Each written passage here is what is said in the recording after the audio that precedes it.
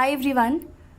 तो हमने class 12th English की फ्लेमिंगो बुक का सेकेंड चैप्टर स्टार्ट किया था जिसका नाम था लॉस्ट स्प्रिंग और जिसकी राइटर थी अनीस जंग। इस लेसन में हम ऐसे बच्चों की कहानी पढ़ रहे थे जिनका बचपन उनसे छिन चुका है due to poor financial conditions. पहली स्टोरी हमने पढ़ी थी साहिब आलम के बारे में, ही वॉज अ राग पिकर, राइट। तो आज हम इस स्टोरी का पार्ट 2 कवर करेंगे जिसका टाइटल है I want to drive a car. This story is basically about the life of bangle makers of Firozabad. Firozabad Uttar Pradesh के आगरा शहर के पास एक छोटा सा गांव है और उस गांव में जितने भी फैमिलीज़ रहते हैं मोस्ट ऑफ द फैमिलीज़ चूड़ियाँ बनाने का काम करते हैं। तो इस लेसन में हम उनकी लाइफ में क्या डिफ़िकल्टीज़ और प्रॉब्लम्स हैं उनके बारे में डिस्कस करेंगे। So the writer once meet a boy named Mukesh. यहाँ पर हमारा सेकेंड एनकाउंटर चालू हो जाता है। हमारी राइटर अनीस जंग पहले साहिब नाम के बच्चे से मिली थी, अब वो मुकेश नाम के बच्चे से मिलती हैं। The boy lives in Firozabad and belongs to a family of bangle makers. और मुकेश फिरोज़ाबाद का रहने वाला है और बैंगल मेकर्स की फैमिली से बिलोंग करता है, यानी उसकी फैमिली में सब बैंगल्स बनाने का काम करते हैं। Mukesh says that he does not want to go in to the family profession. Mukesh हमारी राइटर अनीस जंग को बताता है कि मुझे ना फैमिली प्रोफेशन में नहीं जाना। उसकी फैमिली चूड़ियाँ बनाने का काम करती है तो मुकेश को उस काम में इंटरेस्ट नहीं है। He has decided to become a motor mechanic. उसके सपने अलग हैं, वो मोटर मैकेनिक बनना चाहता है। His dream looks like a mirage in the dusty streets of Firozabad. और उसका ये मोटर मैकेनिक बनने का सपना एक मिराज की तरह है। मिराज होता है ना जैसे रेगिस्तान में पानी नहीं होता और वहाँ पर गर्मी बहुत ज़्यादा होती है, तो कोई इंसान अगर रेगिस्तान विज़िट करता है तो उसे पानी की प्यास लगती है बहुत ज़्यादा, तो उस बंदे को हर जगह पानी ही दिखाई देता है पर वो एक्चुअली में पानी नहीं होता, वो रेत शाइन कर रही होती है। तो वैसे ही मुकेश का जो ये सपना था मोटर मैकेनिक बनने का, ये एक तरह से मिराज जैसा था। अब उसका ये ड्रीम मिराज जैसा क्यों है वो हमें अभी आगे पता चलेगा। Every other family in Firozabad is engaged in making bangles. Firozabad में जितनी भी फैमिलीज़ हैं वो सभी बैंगल मेकिंग का काम करती हैं, यानी सब चूड़ियाँ बनाते हैं। It is the centre of India's glass blowing industry. और फिरोज़ाबाद इंडिया की ग्लास इंडस्ट्री का एक बहुत बड़ा हिस्सा है। इंडिया में जितनी भी ग्लास प्रोडक्शन होती है फिरोज़ाबाद उसमें बहुत ज़्यादा कंट्रीब्यूशन देता है। Families here have spent generations working around furnaces, welding glass and making bangles. Firozabad की जितनी भी फैमिलीज़ हैं उनको जनरेशन्स हो गई हैं भट्टियों में काम करते हुए, चूड़ियाँ बनाते हुए। और मुकेश's फैमिली इज़ अमंग देम। और मुकेश की फैमिली फिरोज़ाबाद में जितनी बैंगल मेकर्स की फैमिली है ना उन्हीं में से एक है, यानी कि मुकेश की फैमिली के सारे मेंबर्स भी बैंगल मेकिंग का काम करते हैं जैसे कि फिरोज़ाबाद की और फैमिलीज करती हैं। About 20,000 children work in the glass furnaces of Firozabad. Firozabad की ग्लास फर्नेसेस में लगभग 20,000 बच्चे काम करते हैं। Their parents don't know that it is illegal for children to work in high temperatures in dinghy cells। यहाँ पर डिंगी सेल्स का मतलब पहले समझ लेते हैं। डिंगी सेल्स यानी कि डार्क और डर्टी छोटे छोटे रूम्स। तो ये जो बैंगल मेकिंग का काम होता है ना, ये छोटे छोटे अंधेरे कमरों में होता है। ऐसे कमरे जहाँ पे ना हवा जाती है ठीक से और ना ही लाइट, तो उन रूम्स को डिंगी सेल्स बोला गया है। तो लगभग 20,000 बच्चे फिरोज़ाबाद की ग्लास फर्नेसेस में काम करते हैं और उनके पेरेंट्स को तो ये भी नहीं पता कि ऐसे हाई टेम्परेचर में और ऐसी कंडीशंस में छोटे बच्चों का काम करना इल्लीगल है। इस चीज़ से हमें पता चलता है कि फिरोज़ाबाद के लोग इस दुनिया की रियलिटी से कितने अनजान हैं या कितने पिछड़े हुए हैं वो लोग, कि उनको ये भी नहीं पता कि ये जो काम वो अपने बच्चों से करवा रहे हैं it is illegal. Children work in these hot and dim furnaces all day long, often losing their sight। तो इन छोटे छोटे कमरों में जहाँ पे ना लाइट आती है और ना ही एयर, बच्चे पूरा पूरा दिन काम करते हैं। और ऐसे अंधेरे कमरों में सिर्फ लैंप की रोशनी में काम करने से ना उनकी आई साइट भी अडल्ट होने से पहले पहले ख़राब हो जाती है, यानी कि they lose the sight of their eye, अंधे हो जाते हैं वो, पर स्टिल उनको ये काम करना पड़ रहा है क्योंकि मजबूरी है। Mukesh offers to take the writer to his home. तो मुकेश अनीस जंग को कहता है कि आप प्लीज़ मेरे घर चलो। He proudly says that it is being rebuilt. तो मुकेश कहता है बहुत गर्व से कि उसका जो घर है वो रिबिल्ट हो रहा है, यानी उसमें रेनोवेशन का काम चल रहा है। They go through stinking lanes that are full of garbage. Stinking का मतलब है जहाँ पे अजीब सी खराब सी स्मेल आती हो। तो अब मुकेश के घर जाने के लिए उनको अजीब सी स्मेल वाली गलियों से गुजरना पड़ रहा है। वहाँ पे अजीब स्मेल क्यों आ रही है? क्योंकि वो गलियाँ कूड़े कचरे से भरी हुई हैं। They go past homes that have crumbling walls, wobbly doors and no windows. तो वो ऐसे घरों के पास से होते हुए जा रहे हैं जहाँ पर क्रम्बलिंग वॉल्स है। क्रम्बलिंग यानी कि फॉलिंग, ऐसा लग रहा है कि अभी गिर जाएंगी, इतनी कमज़ोर दीवारें हैं। जहाँ पे वॉबली डोर्स हैं यानी कि अनस्टेबल, वही कमज़ोर और टूटे फूटे दरवाजे हैं, और जहाँ कोई विंडो नहीं है। क्योंकि वहाँ क्या है, हर एक घर में बैंगल मेकिंग का काम होता है, और बैंगल मेकिंग का काम डिम लाइट में होना चाहिए। अगर घर में विंडो होगी तो लाइट चली जाएगी अंदर, वो इन लोग को चाहिए नहीं। दैट्स वाई वहाँ पर किसी भी घर में कोई विंडो नहीं है। They are crowded with the families of humans and animals. और वो जगह इंसानों से और जानवरों से भरी पड़ी है। वो इलाका बहुत भीड़ भाड़ वाला है, बहुत कंजस्टेड तरीके से वहाँ पर बहुत सारी फैमिलीज रहती हैं फिरोज़ाबाद में। Mukesh pushes open the door of one such house. सारे घर वहाँ पर वैसे हैं, टूटे फूटे कमज़ोर। ऐसे ही एक घर का दरवाज़ा मुकेश खोलता है। When the writer goes in, she finds that it is a half-built shack. तो जैसे ही मुकेश दरवाज़ा खोलता है, राइटर अंदर जाती हैं। जैसे ही वो अंदर जाती हैं, वो देखती हैं कि उनका घर घर नहीं, एक आधी बनी हुई झोपड़ी टाइप है। Inside there are everywhere signs of poverty. उस झोपड़ी के हर एक कोने में आपको गरीबी की निशानियाँ मिलेंगी, यानी कि उस घर की कंडीशन इतनी ज़्यादा ख़राब है जो कि शो करता है कि वो किस फाइनेंशियल कंडीशन से गुजर रहे होंगे मुकेश और उसकी फैमिली वाले। A frail young woman is cooking the evening meal. Frail यानी कि कमज़ोर। तो उनके घर में एक कमज़ोर सी औरत है, वो शाम का खाना बना रही है। And what she is making spinach. एक पतीले में वो पालक उबाल रही है। She is the wife of Mukesh's elder brother. Mukesh के बड़े भाई की वो वाइफ है। When मुकेश's father enters, she brings her veil close to her face. veil यानी कि पर्दा, घूंघट। तो जब रूम में मुकेश के फादर एंटर करते हैं तो मुकेश के बड़े भाई की जो वाइफ है यानी कि मुकेश की भाभी, वो घूंघट कर लेती हैं। तो ये चीज़ हमारे इंडियन कल्चर को शो करता है। जो आपके फादर इन लॉ होते हैं या फिर आपके हस्बैंड के बड़े भाई होते हैं, उनसे आप घूंघट करते हैं।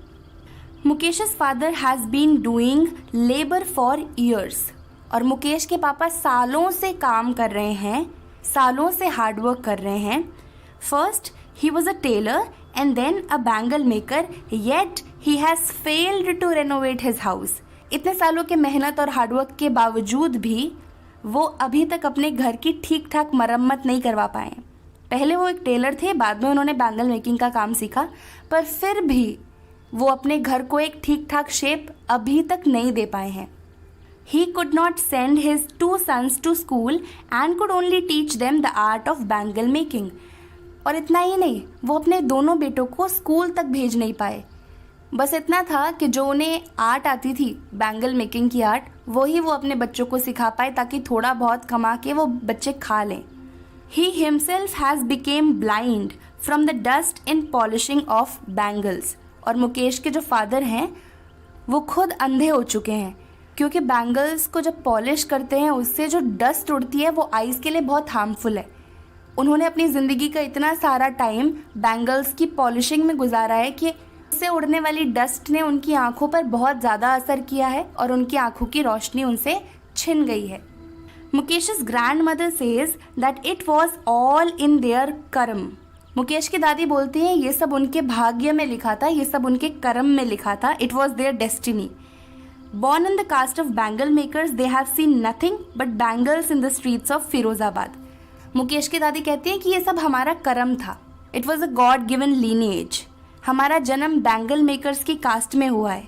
हमने अपनी पूरी ज़िंदगी फिरोज़ाबाद की गलियों में चूड़ियों के अलावा कुछ भी नहीं देखा। तो मुकेश की दादी ने इस चीज़ को एक्सेप्ट कर लिया कि भाई ये तो उनका कर्म था, उनके कर्म में यही सब लिखा था कि वो बैंगल मेकर्स की फैमिली में पैदा होंगे और अपनी पूरी लाइफ चूड़ियाँ ही बनाएंगे। तो वही हो रहा है उनके साथ। Boys and girls of Firozabad used to work with their fathers and mothers. जितने भी फिरोज़ाबाद के लड़के लड़कियां हैं वो सब अपने मम्मी पापा के साथ काम करते हैं। In the flames of oil lamps they weld pieces of coloured glass into circle of bangles.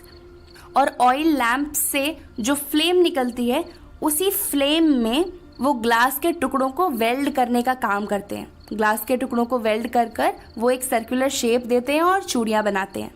They have to work in dark hutments. Hutments is basically the collection of huts. बहुत सारी छोटी छोटी झोपड़ियाँ साथ में मिलकर हटमेंट्स कहलाती हैं, या फिर आप इसको डिंगी सेल्स भी कह सकते हो, यानी कि छोटे डार्क बिना एयर वाले कमरे। सो उनको ऐसी सिचुएशंस में काम करना पड़ता है, उन्हें डिंगी सेल्स में काम करना पड़ता है जहाँ पे कोई लाइट नहीं होती, जहाँ पे कोई एयर नहीं होती। Their eyes are more adjusted to the dark than to light outside. उनकी आंखें अंधेरे में ज़्यादा एडजस्ट हो चुकी हैं as compared to the light, क्योंकि वो अपने दिन का इतना सारा समय बैंगल मेकिंग में ही गुजारते हैं, है ना। And for this they have to spend their time in dingy cells, right, जहाँ पे कोई लाइट नहीं होती, कोई रोशनी नहीं होती। इस वजह से उनकी आंखें बहुत ज़्यादा एडजस्ट हो चुकी हैं डार्क में ही। Thus they lose their eyesight even before they become adults. और ये चीज़ डेफिनेटली बहुत हार्मफुल है। इसी वजह से अडल्ट होने से पहले पहले ही उन लोगों की आंखों की रोशनी चली जाती है, वो अंधे हो जाते हैं। The writer sees a girl named Savita in another hutment. और ऐसे ही मुकेश का जो घर है उसके घर के पास ही एक छोटी सी झोपड़ी और है, और उसमें एक लड़की है जिसका नाम है सविता। हमारी राइटर फिर सविता को देखती हैं। She is sitting with an elderly woman and soldering pieces of glass. वो एक बूढ़ी सी औरत के साथ बैठी है और ग्लास के टुकड़ों को जोड़ रही है। Her hands move mechanically like a machine. और सविता के हाथ एकदम रोबोटिक मशीन की तरह फटाफट मूव कर रहे हैं। She doesn't knows that the bangles she is making is a symbol of an Indian's woman's सुहाग। तो सविता को ये नहीं पता कि जो चूड़ियाँ वो बना रही है वो एक्चुअली में एक हिंदुस्तानी औरत के सुहाग की निशानी है। इससे हम ये भी समझ सकते हैं कि सविता की उम्र क्या है, कि सविता इतनी छोटी बच्ची है कि वो नहीं जानती जो चूड़ियाँ वो बना रही है वो इंडिया का एक कल्चर है। यहाँ पर जो भी मैरिड वुमेन होती है वो अपने हाथ में चूड़ियाँ पहनती है। इस चीज़ की नॉलेज नहीं है अभी सविता को, but still she is making bangles at such young age. The old woman beside her still had bangles on her wrist. तो सविता जिस बूढ़ी औरत के साथ बैठी है उनके हाथ पे अभी भी चूड़ियाँ हैं, यानी कि दैट woman is सुहागिन, उनके हस्बैंड अभी भी जिंदा है, सही सलामत है। But there is no light in her eyes. उनके हाथों पे चूड़ियाँ तो हैं पर उनकी आंखों में रोशनी नहीं है, यानी कि उनकी आंखें भी अब खराब हो चुकी हैं, वो भी ब्लाइंड हो चुकी हैं। Her voice is drained of all the joy. और उस बूढ़ी औरत की आवाज़ में कोई खुशी नहीं है, उसकी आवाज़ पूरी तरह खुशी से वंचित है।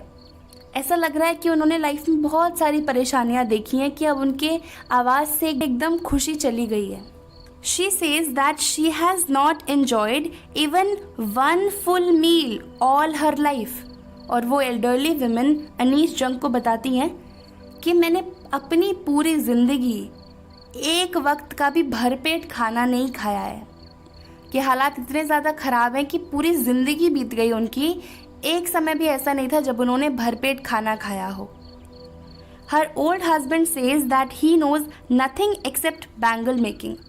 और उन बूढ़ी औरत के जो हस्बैंड हैं वो कहते हैं कि उनको कुछ भी नहीं आता बैंगल मेकिंग के अलावा, वो करे तो क्या करें। However he feels some consolation to say that he has made a house for his family to live in. पर जो उन बूढ़ी औरत के हस्बैंड हैं उन्हें इस चीज़ की तसल्ली है, उनको थोड़ा अच्छा फील होता है, थोड़ा कंफर्ट फील होता है ये सोच कर कि चलो उन्होंने लाइफ में बहुत कुछ तो अचीव नहीं किया पर अपनी फैमिली को रहने के लिए एक छत प्रोवाइड कर दी, यानी कि ठीक ठाक घर बनाने में वो सक्षम थे। The writer says that the cry of poverty rings in every home in Firozabad. Anees Jung कहती हैं कि फिरोज़ाबाद के हर एक घर में आपको गरीबी की ना गूंज सुनाई देगी। वहाँ पर सर्कमस्टांसेस और कंडीशंस इतनी ज़्यादा ख़राब हैं, फाइनेंशियली इतना स्ट्रगल कर रहे हैं लोग कि आपको हर एक घर में फाइनेंशियल स्ट्रगल देखने को मिलेगी, हर एक घर में गरीबी देखने को मिलेगी। Little has changed with time. Years of toil यानी कि लेबर, hard work have killed all their initiative and ability to dream. यानी कि फिरोज़ाबाद की हालत आज भी वैसी ही है। इतने सालों से लोगों ने वहाँ पर हार्डवर्क और लेबर किया है कि उनकी ना ड्रीमिंग एबिलिटी ख़त्म हो चुकी है। अब वो बैंगल मेकिंग के अलावा और कुछ सोच नहीं पाते, उन्हें कुछ नहीं सूझता। इतने सालों से इतनी जनरेशन्स ने सेम काम किया है, इतना हार्डवर्क और इतनी मेहनत करके उनकी जो सोचने समझने की शक्ति थी, है ना, ड्रीम करने की जो शक्ति थी, वो अब जा चुकी है। The writer asks them why they don't organize themselves into cooperatives. Writer Anees Jung उनसे पूछती भी है कि तुम लोग साथ में मिलकर कोई अपना छोटा मोटा काम क्यों नहीं शुरू करते। To this they say that police crashes all such efforts. और इसके जवाब में वहाँ के लोग कहते हैं कि अगर हम कोशिश करते भी हैं कुछ अपना शुरू करने की, यहाँ की जो पुलिस है वो हमारे सारे एफर्ट्स को क्रैश कर देती है। यानी कि वहाँ की लोकल पुलिस भी कॉपरेट नहीं करती इन लोग के साथ, इन लोग को आगे बढ़ता हुआ ही नहीं देखना चाहती। इसमें होगा वहाँ पर उन लोगों का कुछ ना कुछ बेनिफिट, तभी तो इन लोग को वो कुछ करने नहीं दे रहे हैं। They are beaten and put up in jail on the charge of doing illegal acts. तो लोग बताते हैं कि अगर हम कुछ काम शुरू करने की कोशिश करते हैं तो एक तो पुलिस हमारे सारे आइडियाज़ का सत्यानाश कर देती है और हमको मारती है, पीटती है, जेल में भी डाल देती है, हमारे ऊपर ऐसे मुकदमे लगा देती है जैसे हमने कोई इलीगल काम किया हो। They are exploited by sahukars, policemen, middlemen, bureaucrats and politicians. तो फिरोज़ाबाद के जितने बैंगल मेकर्स हैं उन सब को ये बड़े बड़े लोग जो साहूकार होते हैं, पुलिसमैन होते हैं, मिडलमैन होते हैं, पॉलिटिशियंस होते हैं, ये सब एक्सप्लॉइट कर रहे हैं। अगर वहाँ लोग कुछ करना चाहते हैं तो ये पुलिस वाले जाकर उनको बोल देते हैं जो तुम कर रहे हो ये इलीगल है, तुमको उठा के हम जेल में डाल देंगे। इवन वो जेल में डाल भी देते हैं और उनको पॉलिटिकली भी कोई सपोर्ट देने वाला है नहीं कि वो इस अन्याय के खिलाफ लड़ सकें। They have came to accept their poverty and exploitation as something natural. और इतने सालों की ये जो एक्सप्लॉयटेशन है इसकी वजह से उन्होंने ना इस चीज़ को एक्सेप्ट कर लिया है कि this is how things are and nothing is going to change. हम लोग के कर्म में यही लिखा है तो हमारे साथ यही होगा। तो now they don't even think about doing something else rather than bangle making. उनकी ड्रीम करने की एबिलिटी ख़त्म हो चुकी है अब इतने एक्सप्लॉयटेशन की वजह से। They have also accepted that to do anything else would mean to dare. उन्होंने ये भी एक्सेप्ट कर लिया है कि बैंगल मेकिंग के सिवा कुछ और अगर हम करेंगे तो ये लोग हमको करने नहीं देंगे। जो हम कर रहे हैं उसके सिवा कुछ और करना यानी कि अपने ही पैरों पर कुल्हाड़ी मार लेना। और इसी एक्सेप्टेंस की वजह से वो इस विसियस सर्कल से बाहर नहीं आ पा रहे। ये जो कुचक्र है ना, जनरेशन आफ्टर जनरेशन सिर्फ बैंगल मेकिंग का ही काम करेंगे और कुछ काम नहीं कर सकते, वो इस चीज़ से बाहर नहीं आ पा रहे। इस वजह से फिरोज़ाबाद आज भी गरीब का गरीबी है। The writer feels happy that Mukesh has decided to break away from this vicious circle. तो अनीस जंग को खुशी है इस चीज़ की कि मुकेश इस विसियस सर्कल से बाहर आना चाहता है, इस कुचक्र से बाहर आना चाहता है। उसका ड्रीम है ना मोटर मैकेनिक बनने का, वो अपने फैमिली प्रोफेशन को कैरी ऑन नहीं करना चाहता। हालांकि उसे पता है कुछ और करना, कुछ और स्टार्ट करना कितना ज़्यादा डेयरिंग है, but still he is ready to take that dare. उसका जो ड्रीम है मोटर मैकेनिक बनना, उसको फुलफिल करने के लिए वो कुछ भी करने को रेडी है। तो इस चीज़ की अनीस जंग को खुशी है कि चलो कोई तो एक इंसान ऐसा है जिसमें अभी भी ड्रीम करने की एबिलिटी बाकी है। He has decided to go to a garage and learn the job of a motor mechanic. Mukesh ने ये डिसाइड कर रखा है कि वो किसी गैराज में जाएगा और मोटर मैकेनिक का काम वहाँ से सीखेगा। Though the garage is a long way from his home, he says that he will walk all that distance to fulfill his dream. तो जो गैरेज है वो मुकेश के घर से बहुत ज़्यादा दूर है, बट स्टिल वो कहता है कि कोई बात नहीं, अपने ड्रीम के लिए मैं वहाँ पर चल के चले जाऊँगा, पर मुझे मोटर मैकेनिक बनना है। तो यहाँ पे क्लियरली हमें दो दुनिया देखने को मिली, दो अलग अलग दुनिया। एक दुनिया ऐसी है जहाँ पर गरीबी है और विशियस सर्कल है बैंगल मेकिंग का पूरा, और एक दूसरी दुनिया है जहाँ पे चीटर्स भरे पड़े हैं, साहूकार, मिडलमैन, पुलिसमैन, ब्यूरोक्रेट्स, पॉलिटिशियंस, इन सब की शक्ल में जहाँ पे चीटर्स भरे पड़े हैं। और इन दोनों चीज़ों ने बच्चों के ऊपर बहुत ज़्यादा प्रेशर डाल दिया है, ऐसा प्रेशर जिसे वहाँ के बच्चे चाह कर भी टाल नहीं सकते। पर अनीस जंग को दिख रहा है कि अभी भी मुकेश के मन में एक उम्मीद की किरण बाकी है। जो मोटर मैकेनिक बनने का सपना है वो पूरा करना चाहता है। गैरेज उसके घर से बहुत दूर है, पर कोई नहीं, वो चल के चले जाएगा अपना सपना पूरा करने के लिए। तो राइटर उससे ऐसे ही पूछती हैं कि क्या तुम्हें प्लेन भी उड़ाना है, जस्ट टू चेक कि उसका जो ड्रीम है वो वाकई में ड्रीम है या फिर ऐसे ही बच्चे की फैंटेसी है। राइटर पूछती है कि क्या तुम्हें प्लेन भी उड़ाना है। ही साइलेंटली सेज नो, वो साफ साफ मना कर देता है कि नहीं। तो राइटर समझ जाती है कि उसका एक ही ड्रीम है, मोटर मैकेनिक बनने का, कार चलाने का, है ना, जिसको वो फुलफिल करने के लिए कुछ भी करने को रेडी है।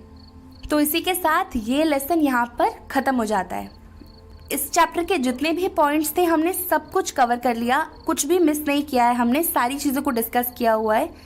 Detail explanation is very important, क्योंकि अब पेपर का जो पैटर्न है वो चेंज हो चुका है। अब आपसे MCQs पूछे जाएंगे, तो MCQs ऐसे आते हैं चैप्टर के बीच में से घुस कर, तो आपको चैप्टर के बारे में सब कुछ मालूम होना चाहिए। डिटेल में पढ़ने से आपको दो फ़ायदे होंगे कि पहली बात तो आपके जो एक्सट्रैक्ट वाले क्वेश्चन आएंगे, एक्सट्रैक्ट पे बेस्ड जो MCQ आएंगे, आप उन्हें क्लियरली मार्क कर पाओगे ईजीली, है ना। और दूसरा फ़ायदा ये होगा कि जो शॉर्ट आंसर और लॉन्ग आंसर क्वेश्चंस आएंगे ना, उनको लिखने के लिए भी आपको ज़्यादा कंटेंट और ज़्यादा नॉलेज मिलेगी।